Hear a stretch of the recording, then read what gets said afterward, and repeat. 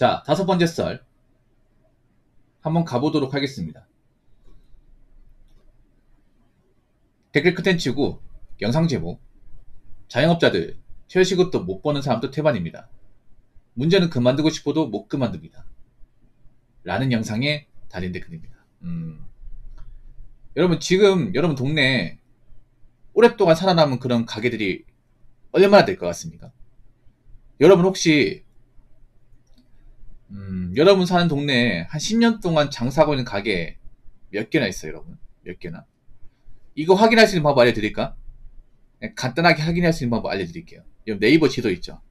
그거 해가지고 여러분 사는 동네 검색해요. 검색하고 나서 여러분 사는 동네 거기 있죠? 거기 거리별로 딱 찍어봐. 찍으면 동네 나오겠죠? 거기서 동네 한 바퀴 싹 보고 나서 그 연도 선택할 수 있거든요. 연도. 그럼 2019년을 바꿔보세요. 그럼 몇 개 없어요. 몇 개 없어. 간단하죠? 가장 확실한 방법이야. 예. 보통 만약에 최근은 어떤 그런 날짜가 2025년 8월달 이렇게 돼 있을 겁니다. 그러면 2020년을 한번 되돌려보세요. 없어요. 다 바뀌어 있어요. 5년 상간에 다 바뀌어 있습니다. 건물은 똑같은데 그 안에 점포나 이제 뭐 분위기는 다 바뀌어 있어요. 진짜로. 저희 동네도 한 번씩 이렇게 해보면 남아있는 게 세탁소하고 국수집 그리고 철물점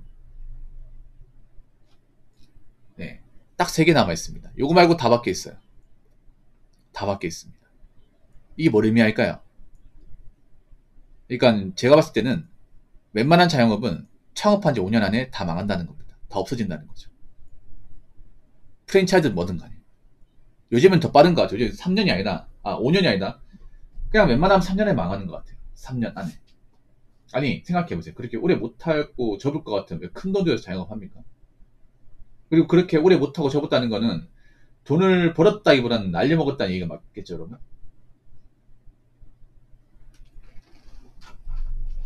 원래 이렇게 말하면 자영업자분들 기분 나쁠 거예요. 왜 자꾸 자영업자 힘든데 자꾸 뭐라 하냐. 근데 우리나라 자영업이 문제가 많은 건 사실이야. 맞잖아, 여러분. 왜 우리나라 자영업이 이렇게 많을까? 여러분 왜 치킨 검색하면 여러분 동네 상간에 한 6, 7개는 뜹니다. 그렇죠? 카페 검색하면 더 많아. 카페는 100m 상간에 한 19개 뜹니다. 이게 정상이 여러분? 아니 솔직히 카페 안 가도 커피는 먹을 수 있어요. 집에 커피 타 먹어도 되고 미스 커피 타 먹어도 되고 아니 커피머니 사가지고 직접 만들어 먹어도 됩니다. 그렇죠 여러분? 그리고 뭐 편의점 가서 사 먹어도 돼. 아니 택배 주문해도 되고 사실 커피는 굳이 카페 갈 필요가 없습니다. 그리고 왜 이렇게 많아 이게? 간단합니다. 창업하기 쉬우니까. 누구나 돈만 있으면 창업할 수 있거든요. 카페가. 그래서 많은 겁니다. 여러분 한번 생각해봐. 보통 그런 가위가 많은 그런 이제 사업 보면 대부분 누구나 다 할 수 있어요. 돈만 있으면 다 할 수 있어. 근데 그게 너무 많아. 그러니까 쉽게 말해 우리나라 사람들이 이 자영업을 만만하게 본다는 거죠. 쉽게 들어온다는 거죠. 쉽게 들어와가지고 쉽게 망하는 거죠. 그 다음에 남아있는 음식점이 중국집 정도? 중국집? 저희 동네 중국집에 20년 넘는 게 있거든요. 그런 데는 뭐 살아남아. 근데 중국집도 요즘에 좀 폐업하는 것 같아요. 오래된 것도 아무래도 이제 사람들이 짜장면 많이 비싸면서 예전만큼 많이 안 사먹는단 말이죠. 그러다 보니까 버티지 못하는 중국집도 있는 것 같아요. 근데 중국집은 좀 오래 하고 버티는 거, 막 20, 한 4, 5년 하고 버티는 거고, 버텼다가 그만두는 거고, 다른 가게들은 뭐, 그 근처 가지도 못하잖아요. 그분은 돈 벌만큼 벌고 그만두는 거예요. 망해가지고 그만두는 게 아니라.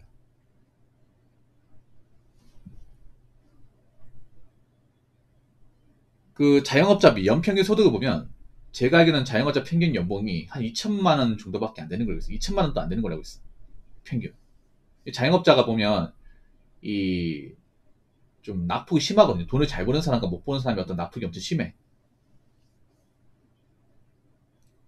네. 근데 왜 못 접을까요? 그러니까 지금 접어야 되는 가게도 많아요. 솔직히 말해서 내가 직장인보다도 못 벌 것 같으면 안 하는 게 맞죠, 여러분. 근데 왜 못 접는 걸까? 뭐 여러 가지 이유가 있겠지만 일단 첫 번째는 여러분 접는 것도 돈이 듭니다. 접는 것도 공짜가 아니에요. 가게 폐업하려면 폐업하고 나서 그 정리하고 원상복구 시켜야 됩니다. 내가 인테리어 한 것들, 뭐 이런 것들, 세팅한 것들 다 뜯어야 돼. 건물주가 그 요구할 겁니다. 나가는 건 좋은데 이거 다 싹 다 정리하고 나가라. 그러면 이게 뭐 가게 주인 입장에서 못할 거 아니에요. 그럼 업체 부를 거 아니에요. 업자 부르겠죠. 그럼 그건 돈입니다. 돈 많이 깨집니다. 평수가 큰 곳일수록.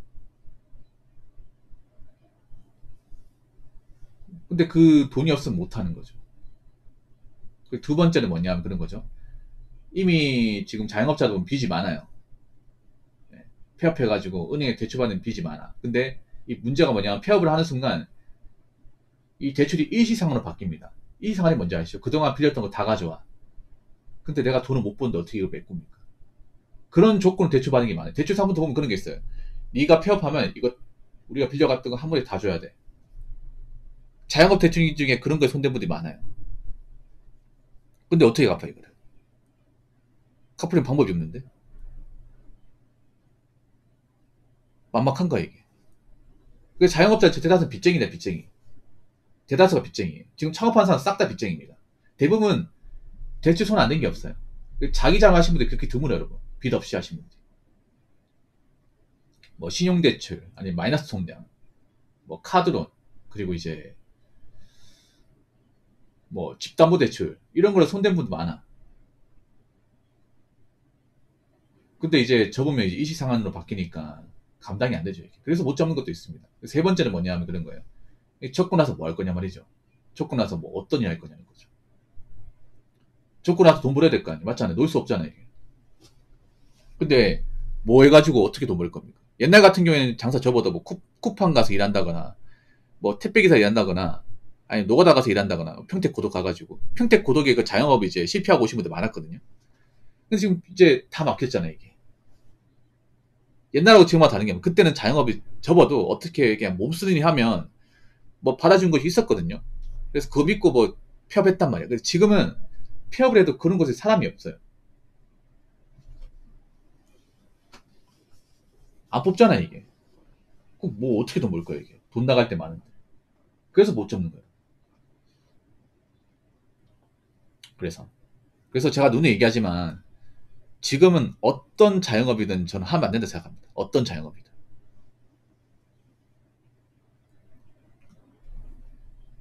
그리고 뭐 임대료 때문에 건물주 욕하는 분도 있어요. 근데 물론 건물주 중에 악덕 건물주도 있는데 여러분 건물주도 나는 고충이 많습니다. 여러분 건물주라고 마냥 편하고 마냥 뭐 돈 많이 벌고 그런 거 아니에요 여러분. 요즘은 의지도 심합니다. 의지. 네. 그 임차인들 의지도 심해. 그런 것 때문에 정말 스트레스 많이 받는 건물주도 있습니다. 많이 있어요. 자 댓글 한번 읽어보도록 하겠습니다. 건물주도 연끌족이 많아서 대출 많이 받고 산 건데 그 담보에 대한 가치가 이 건물에서 발생하는 예상 임대료로 그 건물의 가치를 판단되기 때문에 임대료를 낮추면 담보인 건물의 가치가 낮아지고 그로 인해 대출금 일부 상환이 말이 좀 이상하네요. 이게 아마 어려워질 수 같은데 어려워질 수 있습니다.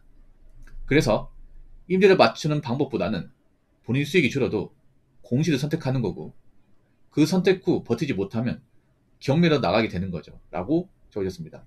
여러분 제가 한 가지 말씀드리면 건물주 부러워하지 마세요. 건물주.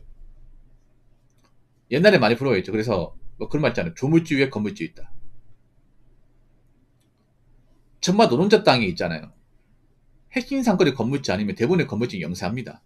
영세예요. 다 빚쟁이야. 그냥 적당히 빚쟁이가 아니라 엄청난 빚쟁이에요. 정말 목 좋은데 좋은 건물 가지고 있어가지고 막 월세가 막 수천만 원 단위 받고 막 그런 건물주는 생각보다 많지 않습니다. 일반적인 건물주는 매달 근근히 버티기 힘들어요. 일단 자기 자본만 가지고 건물 사신 분들 없어요. 여러분. 은행 대출 많이 받았겠죠. 그럼 갚아야 될 거 아니에요. 갚으려면 어떻게 해야 돼? 내 건물에 뭐 상가가 들어와서 장사한다거나 아니면 내 건물 내가 사는 그런 원룸 뭐 아니면 이제 오피스텔 건물에 들어와서 월세 내고 사는 사람이 많아야겠죠. 많아야지. 근데 요즘 이런 문제도 많대. 뭐냐면 건물주들이 얘기하는 게 월세를 제때 못 내는 사람들이 많다고 하는 거야. 네. 엄청 많아지는 거예요. 몇 달째 밀리는 사람. 그러다가 야반도주 하는 거예요. 야반도주. 몇 달 연락이 안 돼서 이제 문 닫아서 들어갔더니 집 쓰레기집 만들어 놓고 도망간 거예요. 이게. 이런 것도 많거든요. 여러분 유튜브 같은 거 보면 그런 거 있죠. 쓰레기집 청소하는 거 있죠. 솔직히 난 가장 큰 피해자는 그 집에 살고 있는 그 집주인이 아니라 건물주예요, 건물주. 여러분 쓰레기 청소할 때 보면 일부러 건물주한테 얘기 안 하고 청소합니다. 알고 계십니까? 건물주가 모르고 있어요, 이거. 그리고 남의 집 살고 있는 거죠. 월세 내고 살고 있어요. 그거 깨끗하게 살아야 될 거 아니에요. 맞잖아요. 자기 집도 아닌데. 근데 세입자가 들어와가지고 집 그지같이 만들어요.